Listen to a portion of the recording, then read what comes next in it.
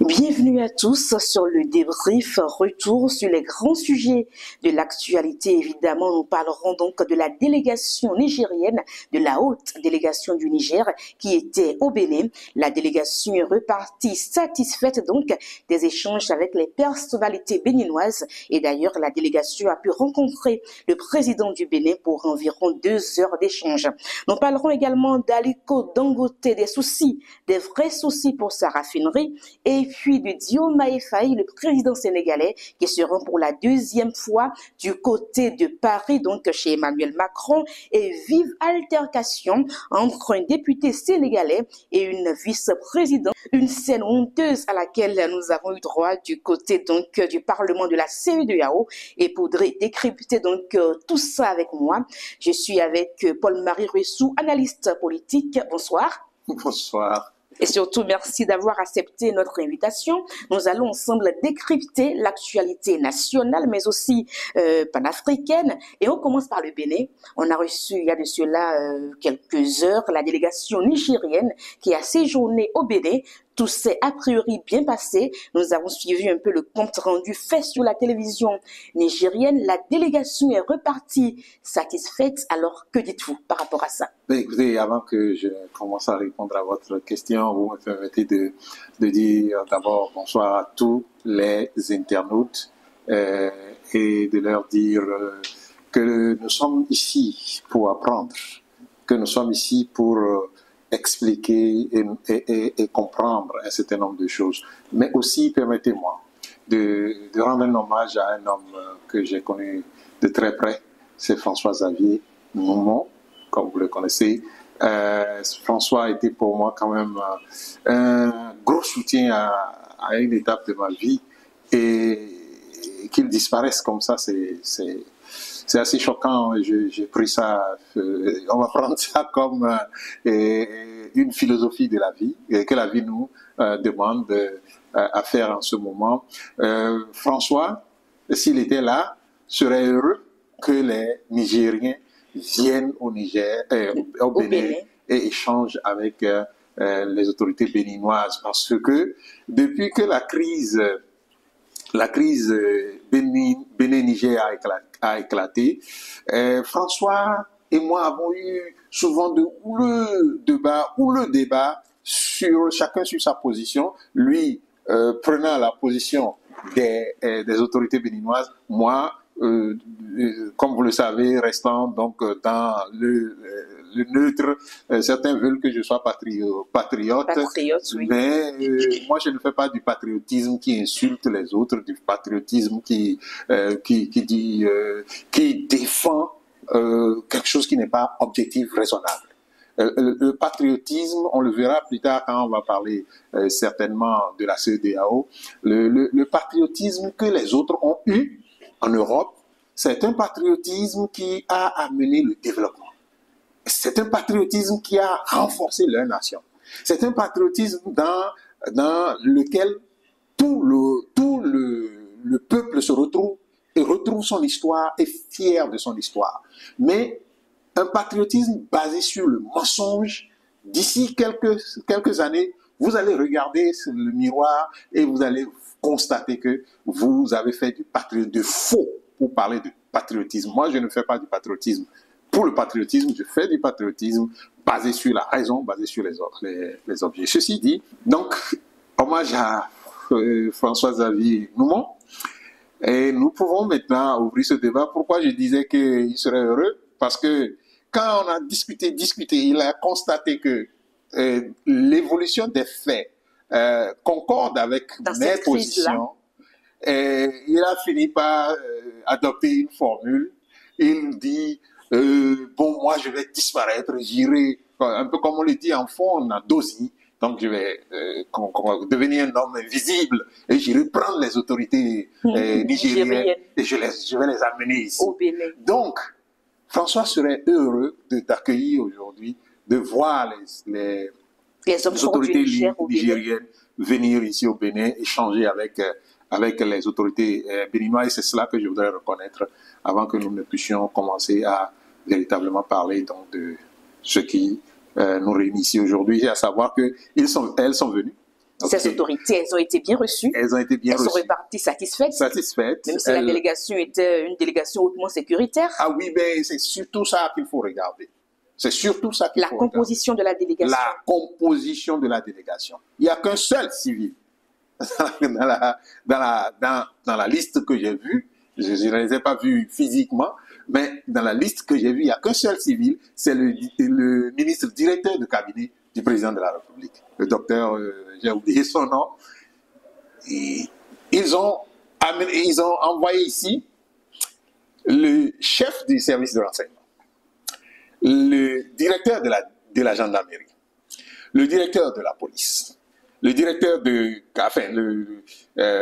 celui qui s'occupe de la garde nationale. Quel signal peuvent-ils encore donner que depuis que nous, on évoque la question de sécurité, nous sommes sérieux sur cette question? Il n'y a pas autre signal que ça. Et aujourd'hui, moi je suis heureux parce que le cours des événements aujourd'hui nous donne raison, nous qui avons pris la position de dire aux autorités béninoises que leur position doit être infléchie pour que le dialogue s'établisse entre les deux. Parce que, bien sûr, si vous avez deux personnes qui veulent en découdre, il faut nécessairement que quelqu'un baisse la voix pour que l'autre se revoie dans le miroir et dise « Ah, alors, quand même, il faut quand même qu'on puisse se reconnaître, nous sommes tous des hommes. » Donc, je suis heureux que les Nigériens ont donné au président Soglo et Yayi tout l'honneur qu'il faut dans leur démarche. Je suis heureux aussi que notre gouvernement ait désormais adopté l'attitude qu'il faut. L'attitude qu'il faut dans cette crise pour que la crise connaisse une fin. Parce qu'aujourd'hui, regardez un peu comment le gouvernement fait, on va dire, le gouvernement ne communique plus du tout sur cette affaire. Bien sûr, on a même vu que c'est la RTL qui a fait le point jusque-là. Jusque-là, le RTB n'a même pas encore parlé de ça. Et vous allez constater que le président Talon, et comme nous on l'avait demandé qu'il aille au back-office, donc derrière, et qu'il laisse d'autres personnes prendre le devant de cette situation. Et justement, on a vu le patron de la diplomatie, on a vu le ministre d'État, on a vu le chef d'état-major des armées. Voilà, c'est ce que nous on demandait. Parce que quand c'est comme ça, vous voyez, le patron, c'est-à-dire le président de la République, a à tout moment les manettes en main. Il peut encore à tout moment rabattre les cartes et faire de sorte que les choses avancent suivant ce qu'il veut ou ce qu'il ne veut pas. Mais quand lui-même il est déjà au front et que c'est lui qui est le premier tirailleur au front, c'est difficile de s'en sortir. Et c'est ce que nous demandait, que le président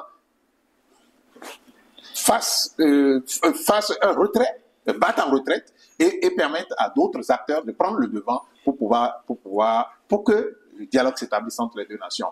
Nous ne sommes pas, il ne s'agit pas d'être patriote en disant à quelqu'un qui fonce droit dans le mur, fonce seulement, ça c'est pas du patriotisme. Fonce seulement, on ne peut pas dire ça, nous, on ne peut pas continuer de dire à quelqu'un, nous voyons, parce que vous voyez, nous tous, nous pouvons aujourd'hui sauter sur les réseaux sociaux et parler et dire des choses, mais nous tous, nous ne pouvons pas voir les choses de la même manière. Mais il y a certains qui ont étudié et qui ont étudié ces choses-là, et moi j'en suis un, étudier comment chaque homme d'État, parce que c'est ça, la gouvernance d'État. C'est ça que moi j'ai étudié. J'ai mis 4 ans à écrire, à travailler là-dessus. Donc, ce qu'il faut dire à nos autorités, puisque ce sont nos autorités, pour que les choses se passent normalement, c'est ce que nous, on a essayé de faire. N'en déplaise à ceux qui... Encore que la géopolitique a pris une nouvelle figure. Avec cette crise du Niger, on a vu, après que la géopolitique, c'est tout un nouveau visage que la géopolitique nous offre actuellement. Absolument. Que ce soit en Afrique, comme dans le monde. Absolument. Comme j'ai eu à le dire la dernière fois, le monde est en pleine ébullition, changement majeur. Et si vous ne prenez pas conscience des forces qui se mettent en place et qui bougent, qui bougent et qui font bouger les uns les autres, et que vous restez dans votre schéma traditionnel linéaire de voir le monde, eh bien vous allez perdre la bataille de ce monde. Et remarquez que la bataille de ce monde aujourd'hui, c'est que chaque nation veut gagner le plus possible. Aucune nation au monde ne veut rester disons, à la traîne. Toutes les nations veulent gagner. Mais pour gagner, l'une des choses que nous avons dites dans cette crise, c'était qu'il faut prendre conscience que le Niger est un client et que le Bénin est un vendeur. Vous ne vous attaquez pas au plus gros de vos clients, n'importe comment. Et vous devez faire de sorte. Regardez, le Nigeria a fermé la frontière pendant, je ne sais pas combien de mois. On a fait près de 12 mois, n'est-ce pas? Oui, avec le Nigeria. Frontières fermées. Est-ce que vous avez vu le trafic portuaire du Bénin baisser? Non, parce que le Nigeria a un port. Et le Nigeria, en fermant sa frontière, n'a aucun problème avec le Bénin. Le Nigeria n'a pas une compétition à faire avec le Bénin. Le Nigeria n'est pas un gros client pour le Bénin en termes de trafic portuaire, puisqu'ils ont déjà, depuis des années, stoppé tout ce que nous réimportons chez eux à partir de notre port ici. Donc, le plus gros client ou les plus gros clients que nous avons aujourd'hui, c'est les pays de l'Alliance des États du Sahel. Et nous devons, quand nous prenons conscience de ça, c'est ce que le président de la République a fini par comprendre. Moi, je lui dis à Damatio, comme on le dit, à tout, je lui dis à Damatio qu'il a vraiment saisi la bonne porte maintenant. Il faut que ça se poursuive, que les choses s'apaisent. Les Nigériens ont dit qu'ils vont encore prendre un peu de temps pour sécuriser les corridors avant de permettre, avant d'ouvrir les frontières. Il faut plus qu'un incident. Et ça, il faut que le président de la République veille sur ça, parce que parfois, ce n'est pas nécessairement lui qui demande avant que les gens le fassent, et il endosse. Et il faut qu'il veille à ce qu'aucun incident ne vienne plus entacher la démarche qui est en cours, et que la démarche se poursuive jusqu'à aboutissement, que les deux pays retrouvent la paix. Et moi, je suis heureux que les Nigériens ont aussi précisé. Parce que, oui, je parle de la position des Nigériens, mais souvent les gens disent que, oui, moi je ne suis pas patriote, je suis pour les Nigériens. Du côté du Niger, des Nigériens. Du Niger. Ben, aujourd'hui, tout le monde va reconnaître avec moi que le Bénin n'a pas encore parlé. Et le Bénin n'a pas parlé. Et moi, j'apprécie que le Bénin ne parle pas. Mais ce que les Nigériens ont dit, c'est ça qui nous permet de parler. Personne, aucun de nous ne cherchait. Je ne sais pas s'il y a un Béninois qui voulait que le Niger n'ouvre pas les frontières et que nous restions comme ça et que notre économie s'effondre. Vous voyez, nous allons parler de Dangote après. Vous voyez, c'est ça le problème des Africains. Et nous avons besoin de soutenir nos hommes d'affaires. Nous avons besoin de soutenir nos entrepreneurs. Nous avons besoin de protéger nos entrepreneurs et nos entreprises. Et donc, il est important que le dialogue se poursuive, que les choses se calment et que nous allions...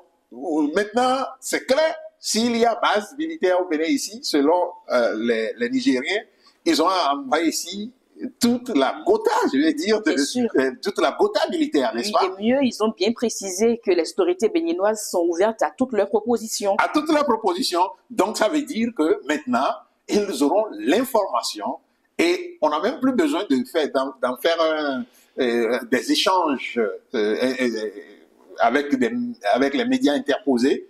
Mais maintenant, le dialogue est ouvert. Peuvent parler entre eux et chacun peut comprendre l'état d'âme de l'autre, comprendre la psychologie de l'autre, et donc la confiance va s'établir. Et nous, on souhaite cela énormément pour que nous puissions continuer d'aller de l'avant. Parce que, comme je le dis souvent, les pays de l'AES, c'est une manne pour le Bénin. C'est 60 millions d'habitants. Et le Bénin doit redéfinir sa position. Sa position exceptionnelle, voilà quoi. Exceptionnelle par rapport à ces pays, oui. Surtout par rapport au Niger. Redéfinir cette position, parce que là, nous avons frontière avec deux d'entre eux, redéfinir notre position pour véritablement être le pont entre eux et la CEDEAO, le pont entre eux et comment on appelle, les pays d'outre-mer, parce que les gens nous appellent d'outre-mer, eux aussi ils ont outre-mer, n'est-ce pas? Puisque nous sommes sur notre continent, on n'a pas besoin d'eux pour nous dire où est l'outre-mer. L'outre-mer, c'est eux, je crois. Alors, Paul-Marie Russon, on a également suivi, puisqu'on parle du Niger, on a suivi la première autorité du pays, le général Tiani, le président donc nigérien, qui a donc fait un discours hier, parce que justement, ça fait 1 an que le coup d'État est intervenu du côté du Niger. Vous avez suivi un tout petit peu son discours, et quand vous parliez tout à l'heure des investisseurs, des entrepreneurs à protéger, il a d'ailleurs dit dans son discours que le pays, le Niger, va protéger donc les locaux, protéger les entrepreneurs, et il a réaffirmé qu'évidemment le Niger ne fait plus partie de la CEDEAO et que cette page est tournée. Vous avez suivi le discours décryptage? Oui, mais écoutez, je crois que il y a vous voyez, depuis que le coup d'État a eu lieu, les gens vont sur RFI. RFI passe sa journée à dire que ils ont fait coup d'État sur coup de tête, qu'il n'y a aucun contenu à ça, il n'y a rien à ça. Mais vous avez suivi le discours. Le discours est maintenant très structuré, le contenu est très musclé, et le contenu, ma foi, et je crois que c'est pour cela, moi, j'ai envie que ceci grandisse, que ça puisse aller de l'avant, et que le Bénin puisse profiter de ce qui va se passer là-bas. Parce que ce qui se passe, ce qui arrive là-bas, regardez ce qu'il dit. Il dit, l'uranium, nous n'allons plus donner, vous voyez, carte blanche comme ça, aux exploitants étrangers. Nous allons donner le pouvoir aux entreprises locales d'exploiter l'uranium. Nous allons donner le pouvoir aux entreprises locales d'exploiter le pétrole, d'exploiter les richesses de notre sous-sol. C'est ça. Si certains n'ont pas encore compris ce que ça veut dire souverainisme, je crois que c'est ça ce qu'on appelle souverainisme. Et lorsque le Niger va appliquer, lorsque le Niger va mettre cette politique en place pour 2, 3, 4, 5, 10 ans, allez regarder le Niger, et maintenant reclasser le Niger, vous allez voir là où se trouvera le Niger par rapport aux pays pauvres, pays riches, vous allez voir que ce ne serait plus comme nous avons là maintenant. Parce que l'ordre mondial qui existait et contre lequel Ibrahim Traoré au Burkina Faso, Assimi Goïta au Mali, et enfin Tiani, Abdulrahman Tiani du Niger, l'ordre contre lequel ils se sont levés, c'est cet ordre-là qui veut qu'eux ils soient pauvres, mais qu'ils soient les pourvoyeurs de ressources pour les pays. Et justement, Orano, le géant a perdu beaucoup. On a suivi dans l'actualité, le géant a perdu des centaines de millions par rapport au premier semestre après qu'ils aient quitté le Niger. Ça ne fait que commencer. Ça ne fait que commencer. Parce que c'est ça, vous savez, quand vous exploitez les autres et que les autres prennent conscience de ce qu'ils représentent, effectivement, ça ne fait que commencer. Ça ne fait que commencer parce que les Nigériens ne sont plus du tout prêt à accepter. Vous verrez, ce n'est pas, quand je dis souvent que c'est un phénomène, ce n'est pas Tiani. Tiani, ce n'est qu'un individu. Mais le phénomène qui est derrière Tiani, c'est plus puissant que Tiani.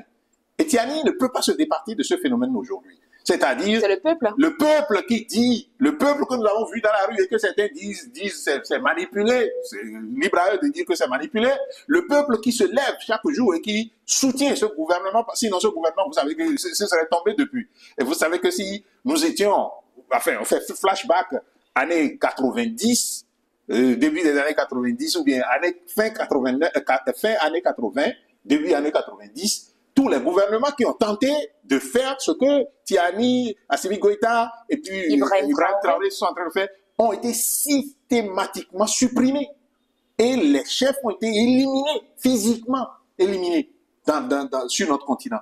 Et donc, c'est pour cela que moi, dès le départ, que la crise a éclaté ici entre le Niger et le Bénin, j'ai dit, question sécuritaire, Il faut véritablement prendre conscience de ça parce que eux, ils ne sont plus dans le même contexte que nous autres et ils savent, ils connaissent leurs histoires, les trois pays, et ils savent qu'ils sont en danger de mort en prenant le pouvoir tel qu'ils ont pris le pouvoir et en essayant de mettre en place ce qu'ils sont en train d'essayer de mettre en place. Parce que ce qu'ils sont en train d'essayer de mettre en place là au Niger, c'est plus puissant que eux-mêmes,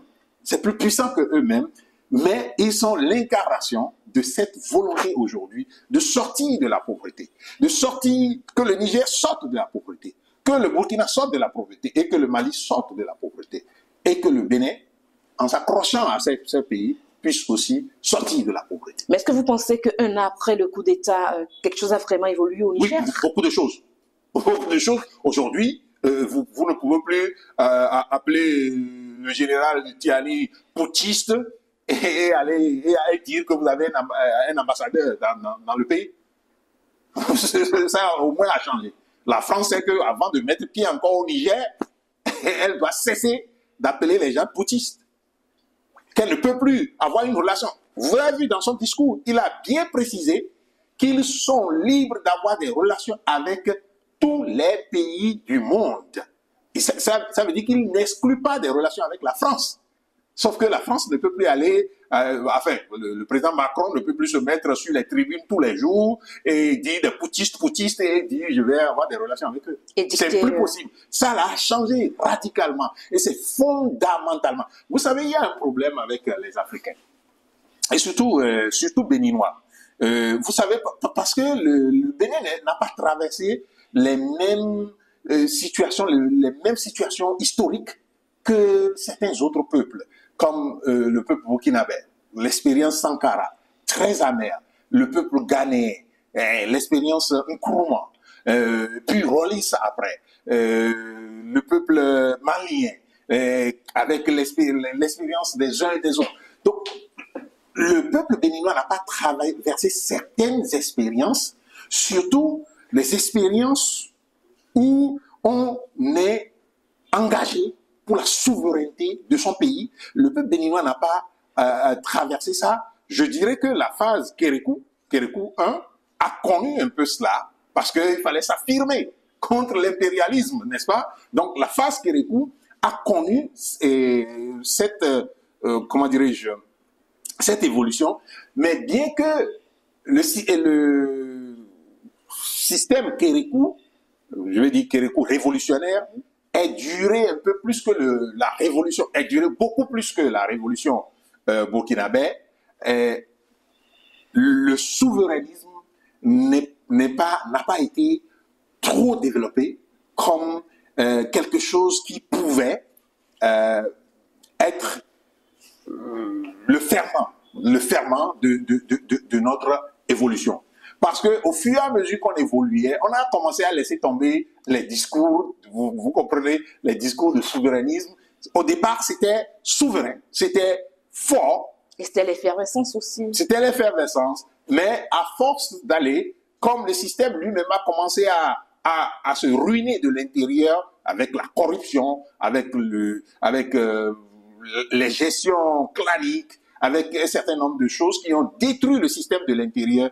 Le système a commencé à plutôt tourner le regard vers lui-même plutôt que de tourner le regard vers les autres. Sinon, vous savez, l'époque, le 16 janvier 1976, je crois, aurait été un événement qui nous aurait propulsé comme les autres et qui nous aurait permis aujourd'hui de dire que nous sommes aussi dans une phase de souverainisme et que nous voulons aller de l'avant. Mais ça va venir au Bénin, ça va venir, je le crois sincèrement, parce que ça a été dévié plus tard, la volonté donc de faire un pays souverain et révolutionnaire a été déviée plus tard par la gestion un certain nombre de problèmes de gestion des banques, gestion de ceci, gestion de cela, qui ont croulé le système de l'intérieur.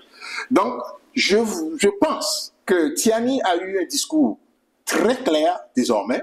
Ceux qui disaient qu'il n'avait pas de contenu, ils savent maintenant le contenu. Ceux qui disaient que c'était par problème de personne, C'était des problèmes de personnes. Entre Bazoum et lui, l'ancien président. Bazoum et lui qui l'a fait ceci. Je crois qu'ils ont vu maintenant le visage, le vrai visage de la volonté des autorités actuelles et aussi de la volonté du peuple nigérien, et que le pays ira de l'avant. Et moi, je souhaite que, franchement, le Bénin se positionne et se repositionne par rapport à tout ce phénomène. Et le président Talon a donné maintenant les signaux qu'il est capable, et il a souvent quand même donné ces signaux-là.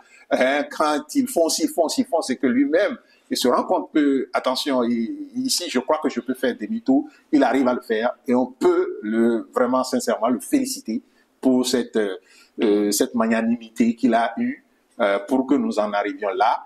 Il faut aussi féliciter le président Soglo et le président Yahi. N'en déplaise à ceux qui se mettent sur les réseaux sociaux pour l'injurier tous les jours, Yahi est un atout fondamental pour le Bénin. Soglo, un atout fondamental pour le Bénin. Comme le disait Isidore de Souza, Toro, c'est le pays qui parle du pays. C'est pas un homme qui parle du pays, mais c'est l'ensemble du pays qui s'assoit et qui parle du pays. Et j'espère que tout le monde va se rendre compte maintenant que ce sont des personnalités très utiles, très importantes pour le Bénin, et que le président Talon aussi, très bientôt, va rejoindre leur camp pour être un atout pour que nous continuions de construire ce pays dans la paix, mais aussi désormais dans de la réflexion. Là, il faut que la science nourrisse nos décisions, nos politiques, nos actions, pour que notre pays, parce que notre pays a une chance unique. Nous avons été appelés quartier latin d'Afrique, même si les gens disaient que c'est avec une certaine teinte de méchanceté qu'on nous appelait, mais quartier latin d'Afrique. Mais je continue de croire que le Bénin regorge de personnes qui peuvent construire ce pays. Ils ne demandent qu'on leur donne simplement l'espace, ils vont construire ce pays. Vous allez voir que le Bénin, quand on parle de la Suisse, de ceci, la Suisse, de cela, le Bénin fera mieux que la Suisse. Alors, je rappelle que nous sommes en direct sur la page TikTok de Madame Actu, et à la fin de l'émission, on va essayer de prendre 2 ou 3 personnes. On va parler toujours de la CEDEAO, des pays de l'AES. On sent quand même que la crise du côté du Parlement de la CEDEAO, on a vu un tout petit peu la scène honteuse, permettez-moi de la qualifier ainsi, à laquelle nous avons eu droit entre un député sénégalais et la deuxième vice-présidente du Parlement. Comment avez-vous vécu cette scène, évidemment, à travers les écrans, parce que les coupures sont passées dans tous les groupes WhatsApp, dans les forums et sur les réseaux sociaux? Je crois que c'est la problématique de l'Afrique actuelle, c'est ça qu'on a vu. En miniature? En miniature. La vraie problématique de l'Afrique actuelle. C'est qu'il y a certaines personnes qui refusent le débat, qui refusent la réflexion, qui refusent qu'on réfléchisse à transformer nos systèmes. Moi, je suis impliqué dans un certain nombre de discussions actuellement dans le monde du développement, et ce qui se dit de plus en plus dans le monde du développement, c'est qu'on veut faire du community-led development. Community-led development. Le développement piloté par les communautés. C'est ce qu'on veut faire désormais. Et quand vous écoutez même l'USAID est dans ce mouvement désormais, puisque l'USAID est l'un des grands acteurs de ce mouvement désormais. Le développement piloté par les communautés, avec cette décision de transférer près d'une 30% des ressources que l'USAID déploie vers les pays, de déployer ces 30%-là directement aux populations. Je parlais donc de Community-Led Development. Le Community-Led Development, c'est le développement piloté par les communautés. Et l'une des choses qui se discute de plus en plus, c'est de donner de la valeur aux ressources locales. Et les ressources locales, ce n'est pas que le pétrole, l'or, le diamant, le magnésium ou tout ce que nous connaissons là, c'est aussi le savoir. C'est aussi le savoir.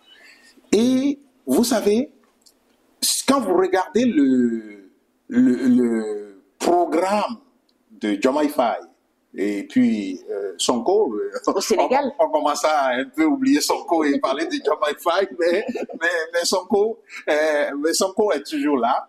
Et quand vous regardez cela, ce qui est intéressant, c'est qu'il y a de la réflexion derrière ce qui est fait. J'ai vu le programme de tous les candidats du Bénin en 2016.